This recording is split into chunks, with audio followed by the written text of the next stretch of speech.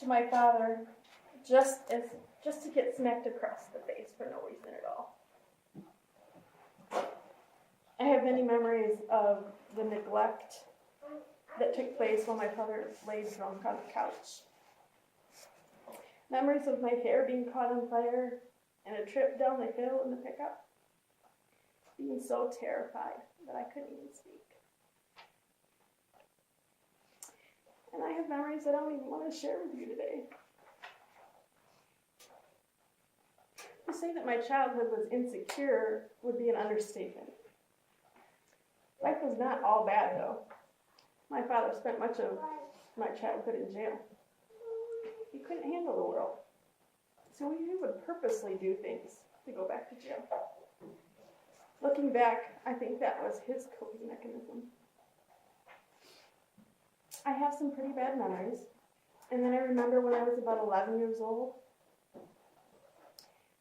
My sister was 5, my baby brother was 3, and my mom had finally had enough, and she decided to flee.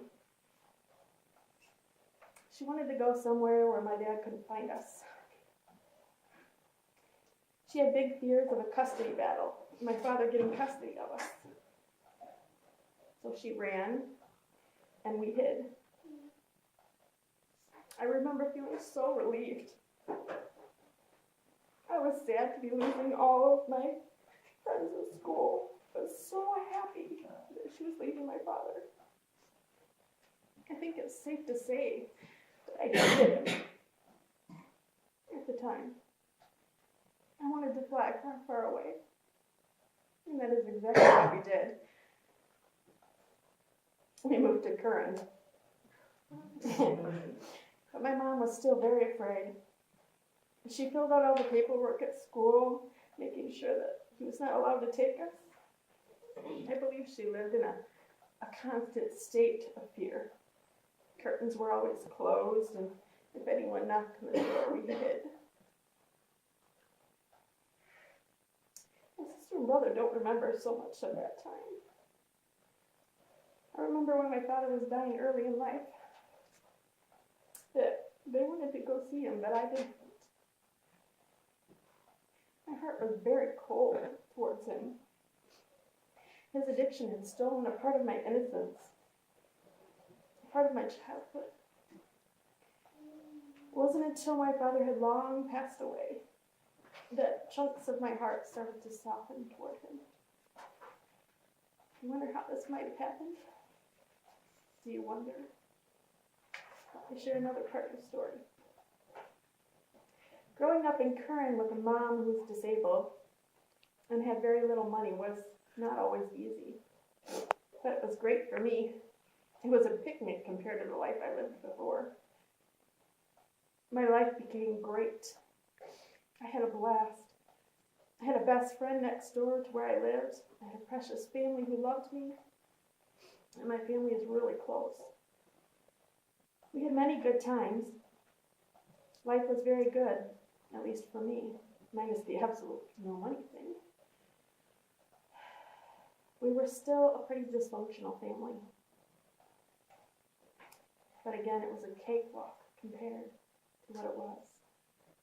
My brother and sister are both very loving people, very giving and very sweet. They would do anything for anybody. I have been incredibly blessed. There's a lot of stuff in the middle there, and I'm married and grown now with my own beautiful children. Things started to change. Addiction started creeping back into my life again. I think it started with a couple of teenagers wanting to be accepted and loved. It's hard being poor sometimes, isn't it? People don't look at you for who you are. They judge you. They don't even want to be your friend. Life wasn't as peachy for my sister and brother as it was for me. They didn't have the memories that I had. They got into crowds of friends that, frankly, they just weren't good for them. They were friends that accepted them if they did drugs, if they partied with them. I watched from the outside, not knowing what to do. I made my feelings known. They didn't want to hear it. They didn't know what this stuff would do to them. All they could see was the acceptance and love they were getting from their friends. I watched from the outside as things got darker and darker. My brother started to steal from my mom and others to get a fix. And I got the call from my mom that my brother was in really bad shape. I'll never forget that day. My mom was so scared.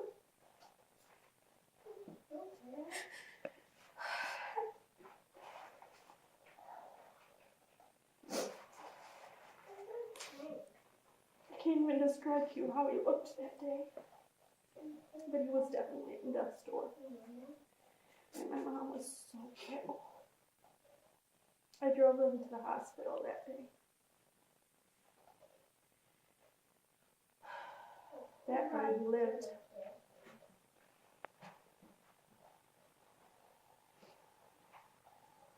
But I think a piece of my mom's heart was broken that day.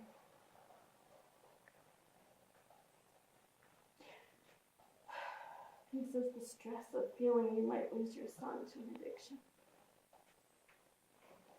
I did not understand how he could do this to my mom.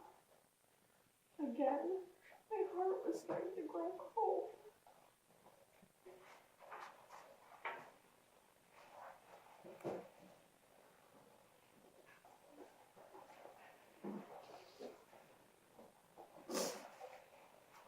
Those old emotions that I tend to stuff were coming to the surface.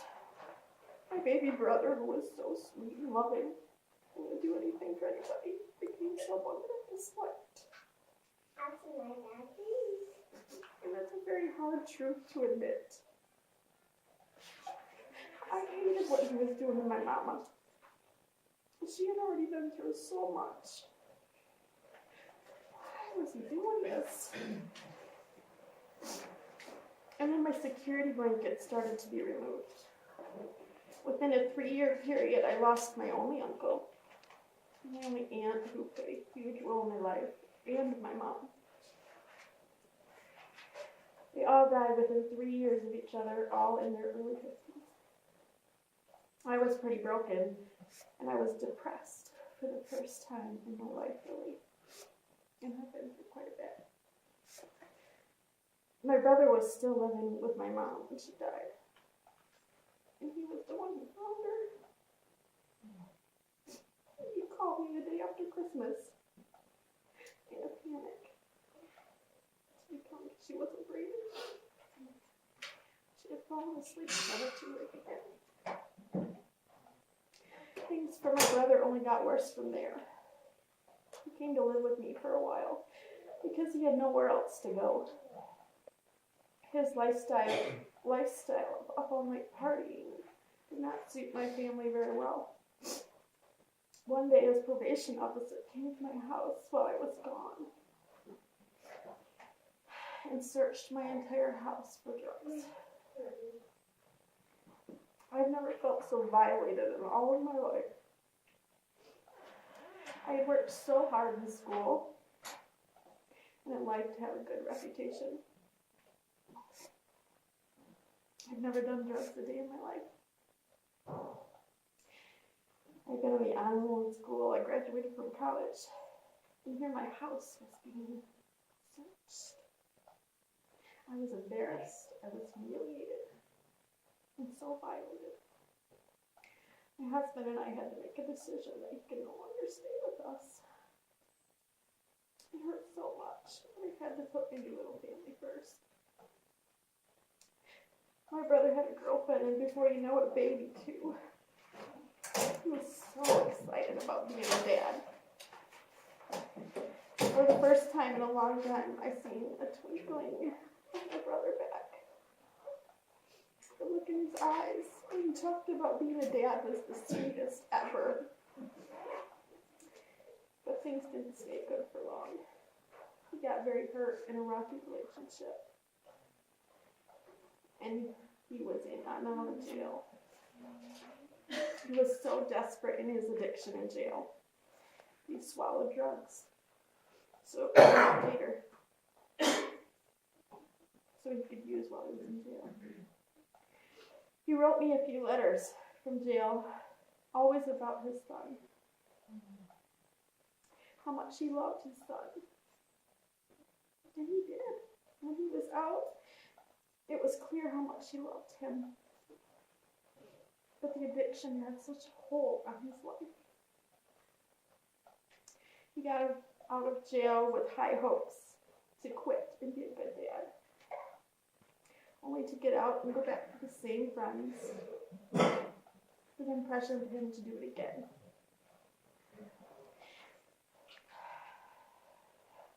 This time he wasn't so lucky. He was 26 years old. He had overdosed.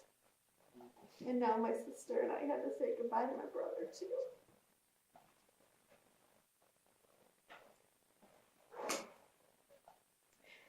His son, his beautiful son, we'll never know him.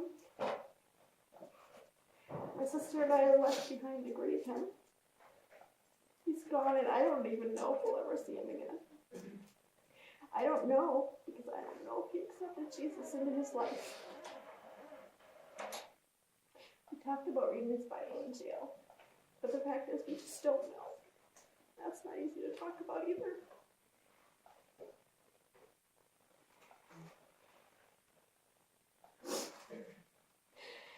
As I pondered and prayed about what to talk about today, I woke up at 4 in the morning with all this stuck in my head. I've seen the very dark side of addiction. I've lost a father, my baby brother. You remember that little boy that I came into the porch with, my half-brother? Him too. Addiction stole his life. I've seen how it affects lives and how much it changes a person. And I've forgiven my father. I've often wondered why my mom would be with such a guy. It took seeing my baby brother, who I loved so much, change into a person that I didn't even know or understand.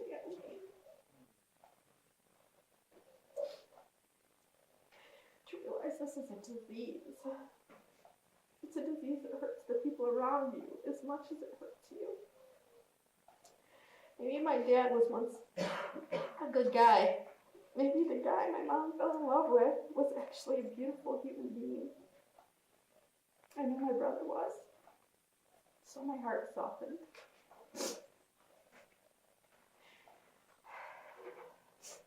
I'm here today because, believe it or not, this is a message of hope. Through my brother's addiction and through his death, I became a follower of Jesus Christ. I went through some pretty hard depression due to all the loss in my life. God gave me peace where there shouldn't have been peace, and joy where there shouldn't have been joy. And my eyes have been opened to be a more understanding and a more compassionate person for the things that I don't understand. God has become my best friend and the person that I trust to take me through life. And if you'll bear with me, I have a drug-free recipe for you for depression. Right out of God's holy word, because I was pretty depressed. And I know that many of you out there today are probably struggling too. It's hard, and there's so many ways. And if I can just make that a little bit easier for you, that would make me happy. Number 1, surrender it all to God. Ask God to take this burden from you. For me, I had to come to a place where there was nowhere else to turn. It became too heavy of a burden for me to carry. I wish I'd asked sooner. I literally felt the peace of God wash over me at that very moment. In Matthew 11:25 28 through 30, he says, then Jesus said, come to me, all of you who are weary and carry heavy burdens, and I will give you rest. Take my yoke upon you. Let me teach you, because I am humble and gentle at heart, and you will find rest for your souls. My yoke is easy to bear, and the burden I give you is light. Number 2, pray. Talk with God, even if you don't know who he is. Because I didn't. Not really. I knew there was a God, but I didn't know him. There's a friendship to be had there. When no one else seems to get it, nobody understands what you're going through, he does. He wants to give you that peace. What he says in Philippians 4, 6 through 7, don't worry about anything. Instead, pray about everything. Tell God what you need and thank him for all he has done. Then you will experience God's peace, which exceeds anything we can understand. His peace will guard your hearts and minds as you live in Christ Jesus. And music. That's number 3. When I was having a bad day, and things got really tough, I would just crank up my Jesus music and it would take away my bad moods. Number 4 is the hardest one, but it works, I promise you. It's just that sometimes we don't want to live in we want to live in our pain. Not literally, but subconsciously. We want to hang on to the one thing we have left of that person that we have lost. Trust me, I know I've been there. And right out of God's word here, Philippians 4:8. And now, dear brothers and sisters, one final thing. Fix your thoughts on what is true and honorable and right and pure and lovely and admirable. Think about things that are excellent and worthy of praise. We have to keep turning our thoughts back to something positive. Every time I started thinking of all that I'd lost, I started replacing it with lovely thoughts. And it worked. There is power in positive thinking. Even if you don't believe in God, positive thinking will change things. You just turn back around. Our loved ones wouldn't want us to live in a state of depression. And addiction isn't the only thing that steals life from others. Depression affects other people too. I regret all the time I spent wallowing in my own pain. It took precious time away from my family and friends.